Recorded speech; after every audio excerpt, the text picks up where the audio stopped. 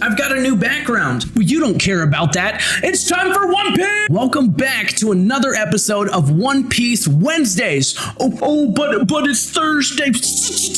Every day is One Piece Wednesday, and today's no different. Today we're going to be taking a look at Loguetown. If you're new here, One Piece Wednesdays is a series that I started where I summarize all of One Piece arc by arc so you can catch up to the story just before the One Piece is finally revealed. And a quick disclaimer for everyone watching, Loguetown is one of those arcs where the anime and manga differ quite a bit. The anime adds a lot of extra scenes, extends certain moments, and includes some filler content that isn't in the original manga. So if you've already read the manga or watched the anime before, and you start to notice that some things that I mentioned don't necessarily line up with what you've read or watched, just know that's why. And I'm going to try to mention some of the bigger differences as we go, but just keep in mind going forward, the Loguetown experience in the anime is drastically expanded compared to the manga. Picking up right after the emotional highs of Arlong Park, the Straw Hat crew is finally sailing towards the Grand Line. But before they get too far, we get one of those small but important world building moments in chapter 96, entitled The Meanest Man in the East. We open with Nami casually chatting with the seagull as she buys a newspaper. And that's no ordinary bird, that is a news coup. These clever seagulls are basically the mailmen and paparazzi of the One Piece world. They fly across the seas delivering the latest news to anyone willing to pay a few extra berries. They might seem like simple background details at first, but news coups are the main way that major information travels in this world. And whenever they show up, just get ready because big lore drops are coming. Sure enough, as Nami takes the paper, one sheet slips out and flutters to the deck. The whole crew gathers around to look, and that's when we cut away. We jump to Marine HQ. Inside a serious briefing room filled with high-ranking Marines, we meet Commander Brand New. Now, Brand New might not be a major recurring character with a huge personal arc, but he's extremely important for something we see constantly in One Piece: bounty posters. This guy is essentially the face of the Marine bounty system. Anytime a new wanted poster is issued, Commander Brand New is the one overseeing or announcing it. After going over the bounties of the East Blue's strongest pirates, Buggy at 15 million, Don Creek at 17 million, and Arlong at 20 million, Commander Brand New drops a fun fact. The average bounty in the East Blue is only around 3 million berries. That means that these three were the biggest threats in the sea, and Luffy just took all of them down, which is exactly why his new bounty is set at a massive 30 million berries. The purpose of this briefing is clear. The Marines are putting the Straw Hats on notice. Luffy is now a real problem that needs to be dealt with quickly. We briefly cut outside to an unnamed Marine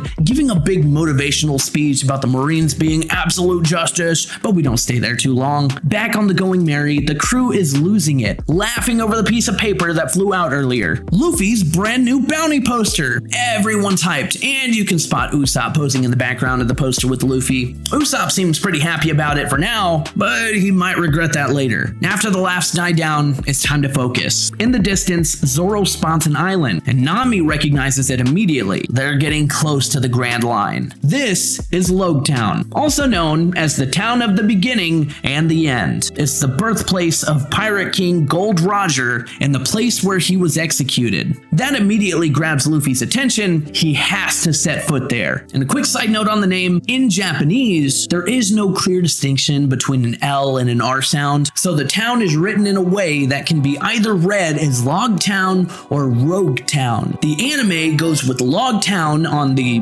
signs of the city, while the manga switches to Roguetown. Both make sense. I'm sticking for Loguetown for this series, but feel free to call it whatever you prefer. Right before the crew reaches the island, the anime takes a detour to adapt some of Buggy's cover page stories from the manga and adds a little bit of filler fluff. We follow Buggy's misadventures since Orangetown. He's been battling sea monsters. He even meets up with Gaiman for a moment, and most importantly, he crosses paths with a mysterious woman who is also hunting after Luffy, and they quickly form an alliance based off of their shared hatred for Luffy. We also catch up with Moji and Kabaji after what happened when they got separated from Buggy, but ultimately they reunite with their captain. This side story spans 2 episodes and ends with Buggy's crew gaining a new and very strong member as they too set sail for Loguetown. Meanwhile, the Straw Hats have already docked and split up in the heart of Loguetown. Luffy is determined to see the execution scaffold where Gold Roger was killed. Sanji heads off for ingredients story ends, Usopp goes looking for gadgets, and Zoro has something that he wants to buy. Nami, of course, is happy to fund their shopping with a little bit of interest attached. With the crew scattered, the story first follows Zoro. He stumbles upon two men harassing what looks like a helpless woman, but appearances are deceiving. She makes quick work of them with impressive swordsmanship. However, she's also a little bit of a klutz, or more precisely, accident prone. After the fight, she trips, her glasses fall off, and Zoro gets a good look at her face, and she looks exactly like his childhood friend Kuina. In the anime, there's also this scene where Zoro is completely shocked by seeing Kuina, so he accidentally crushes her glasses, which leads to an extended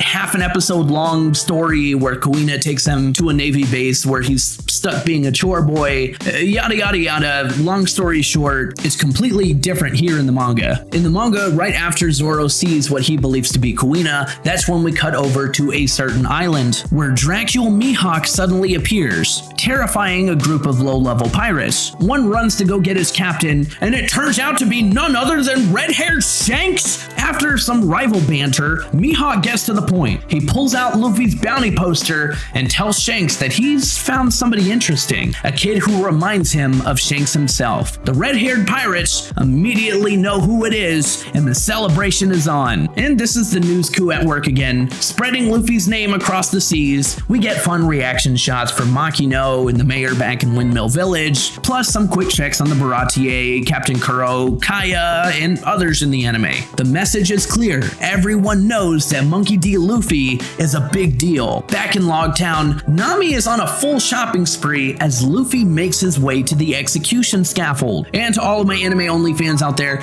is this one scene where Luffy heads over to a bar that's named after Gold Roger. He chats with an old man, and Luffy actually reminds this old man of the Pirate King Gold Roger himself. Now, it's not in the manga, but it is a fantastic little moment worth watching. Meanwhile, Zoro is walking through the streets, still distracted by the woman who looked like Kuina, and to clear his head, he heads to a weapons shop run by this man named Matsu. Matsu himself is a minor character with no bigger role in the story, but fun fact for live action fans, he is played by James Hiroyuki Ryao, who you might recognize as Kenji from Ghost of Tsushima. Not really important, just a fun fact. But back to Loguetown. Back at the weapons shop, the owner Matsu quickly loses interest the moment that Zoro puts a tiny amount of money on the table, and with that pitiful budget for 2 swords, Matsu immediately writes him off as a broke bum. Just as he's judging a book by its cover, his eyes land on the Wado Ichimonji hanging at Zoro's side. His whole attitude changes. He asks to see it and realizes that this is the real deal. And in a desperate attempt to swindle Zoro, he offers a laughably low 200,000 berries, which quickly jumps to 650,000 berries. But before the scam can go any further, the woman from earlier bursts into the shop, and she immediately recognizes the Wado Ichimonji and pulls out this weird little sword encyclopedia thingy. She correctly identifies it as one of the 21 great grade swords, worth well over 10 million berries. Matsu is visibly annoyed that his hustle got shut down so fast. Defeated, he points Zoro towards some barrels in the back with some cheaper options. The woman then tells Zoro that carrying 3 swords reminds her of a famous East Blue pirate hunter by the name of Roronoa Zoro. This leads to a nice little lore dump about her dream, and she questions why so much evil exists in the world, and why all the famous swordsmen are either pirates or bounty hunters. And because of that, she made it her mission to collect the world's greatest blades so they don't stay in the hands of evil men. Her goal? To gather all 12 supreme, all 21 great, and all 40 fine grade swords. It is a massive ambition, and we don't get a lot of sword lore in One Piece, so pay attention. Zoro asks if she wants to take the Wado Ichimonji away from him, and she clarifies no, she doesn't want a giant collection of all these swords. She just wants to make sure that dangerous people don't have them. While digging through the barrel, Zoro pulls out an interesting looking blade that catches his eye, the Sandai Kitetsu, or Kitetsu III. Matsu immediately tries to stop him. The woman explains the Kitetsu lineage. The original was a supreme grade, the Nidai Kitetsu was an excellent grade, and the Sandai is a fine grade. But every Kitetsu is cursed. Many strong swordsmen who wielded them met tragic ends. Zoro, sensing the sword's bewitched nature, is still interested. He makes a bet, his luck versus the curse. And in one of the most iconic moments in the entire series, he flips the Sandai Kitetsu into the air, and the blade mysteriously twists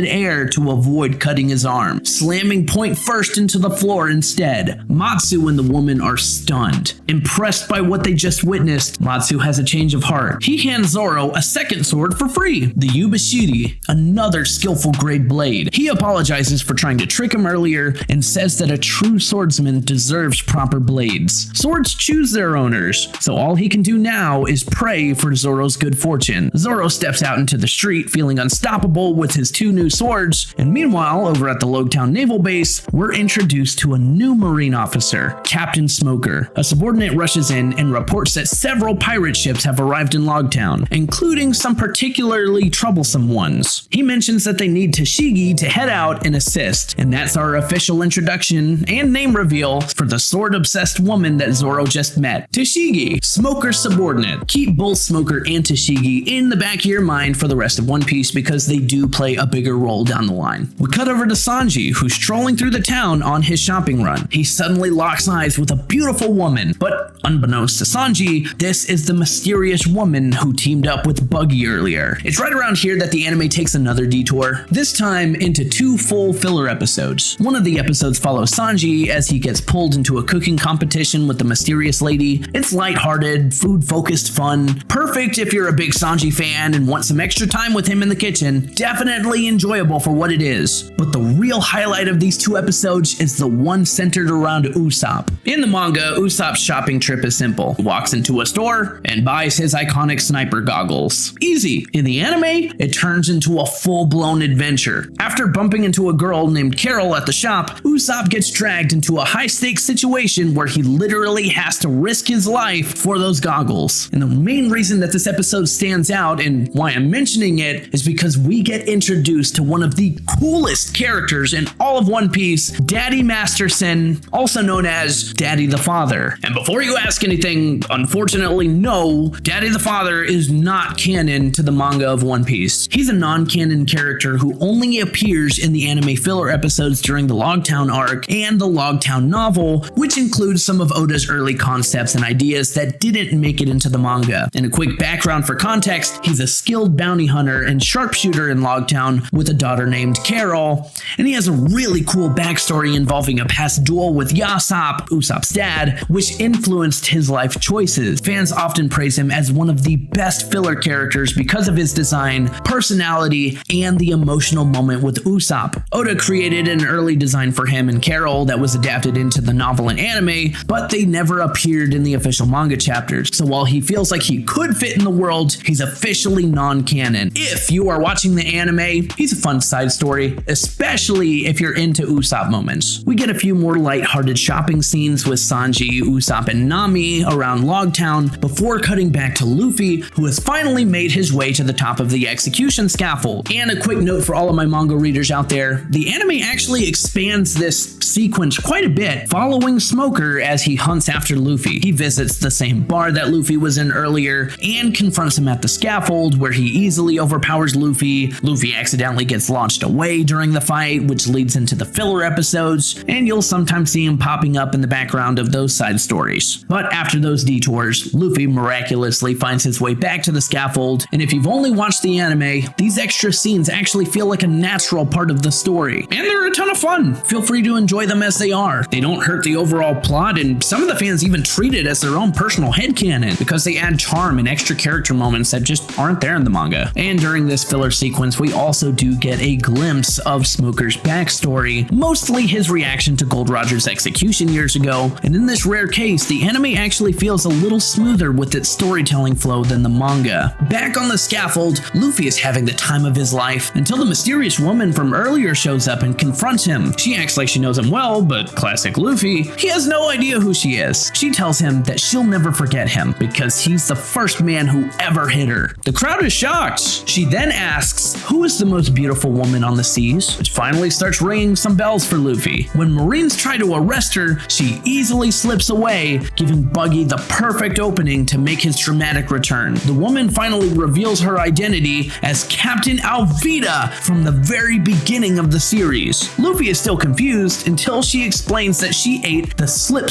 fruit, which makes any attack slide right off of her. And the running theory is that when she ate the fruit, her old body weight and freckles kind of just slipped away too, giving her the brand new look. With the crowd distracted, Buggy's crew moves in. Kabaji captures Luffy on the scaffold, and Buggy announces his plan, a public execution for Straw Hat Luffy. We cut to the naval base where a Marine bursts in requesting Smoker's help. As Smoker walks through the streets, we get a quick insight into his character. A little girl accidentally spills ice cream on him, but instead of getting mad, he calmly blows secondhand smoke into her face and gives her a little bit of money to buy more ice cream. Tashigi then links up with him, and the two Marines head towards the execution scaffold. This marks our official introduction to her as the Master Chief Petty Officer Tashigi of Navy HQ. Chaos erupts as basically everyone in Loguetown converges on the execution scaffold at the same time. Smoker and Tashigi finally realize who the Straw Hat Kid actually is. They see Luffy being held hostage on the platform while Buggy dramatically prepares to execute him. Nami and Usopp are sprinting towards the Going Merry, Nami especially because she sensed a major weather shift. A huge storm is about to hit the island.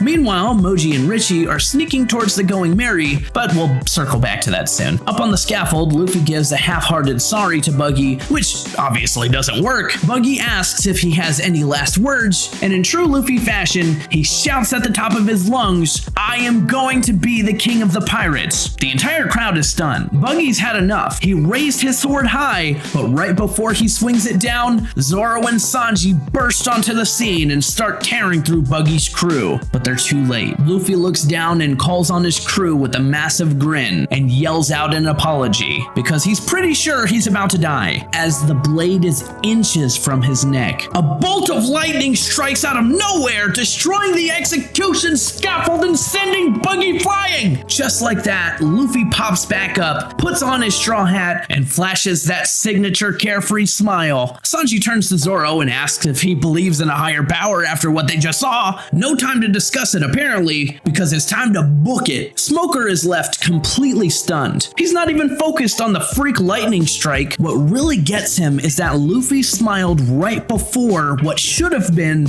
certain death. He accepted his fate and laughed anyway, and that image hit Smoker hard, because the only person that he's ever seen smile in the face of execution was Gold Roger 22 years ago. And with that, Captain Smoker, also known as the White Chase Smoker, makes it official. He's now fully on the hunt for Monkey D. Luffy. And ladies and gentlemen, that brings us to a huge milestone. You have reached chapter 100, entitled The Legend Begins. We open with a mysterious cloaked figure delivering a powerful speech. These things cannot be stopped. An inherited will, a person's dream, the ebb and flow of the ages. As long as people seek freedom, these things will never cease to exist. A quote from Gold Roger, the king of the pirates. Also, if you're reading the manga, chapter 100 has an absolutely sick cover page. Back in Loguetown, Buggy is furious after getting struck by lightning. He turns his body into a little vehicle that he calls the Chop Chop car and teams up with Alvida to chase down Luffy. That's when Smoker steps in and reveals his power. He ate the Plume fruit, but for simplicity's sake, let's just call it the Smoke fruit, which allows his body to turn into smoke.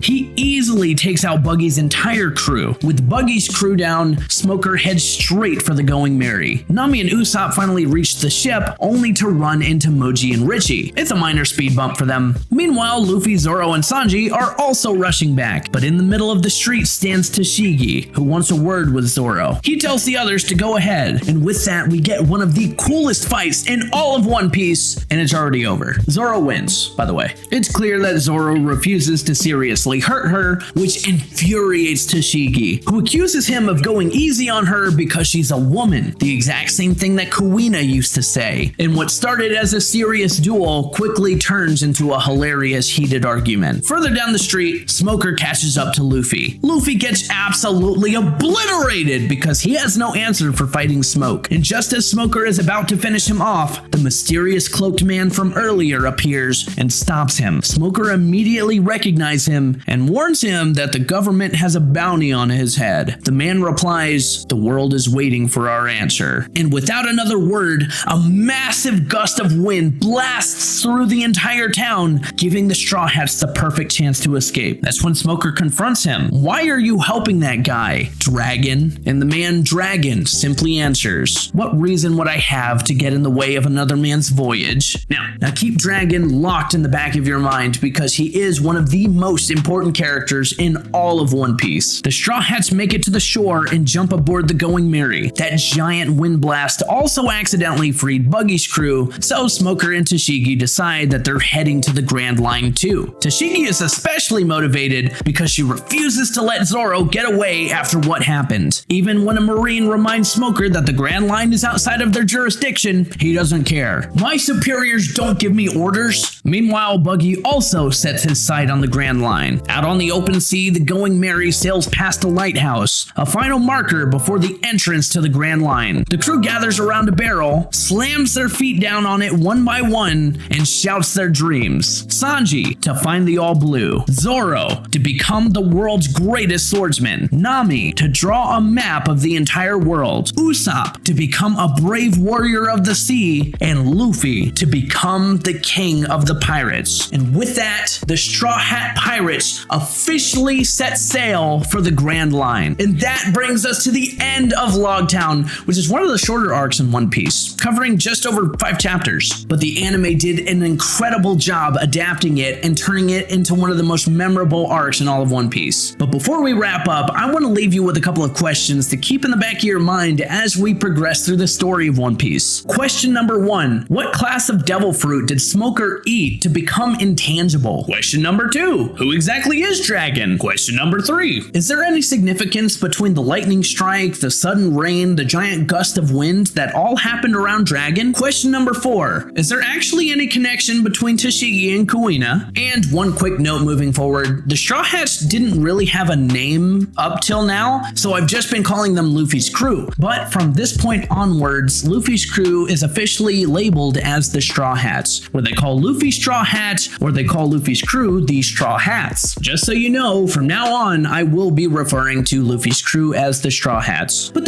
yeah, I think that's everything that we got for today's episode of One Piece Wednesdays. Thank you for sticking around to the end of the video, and if you enjoyed it, don't forget to like, subscribe, hit the bell for notifications so you don't miss a future upload. Anyways, you guys stay beautiful, and I will see you in the next video. You still here?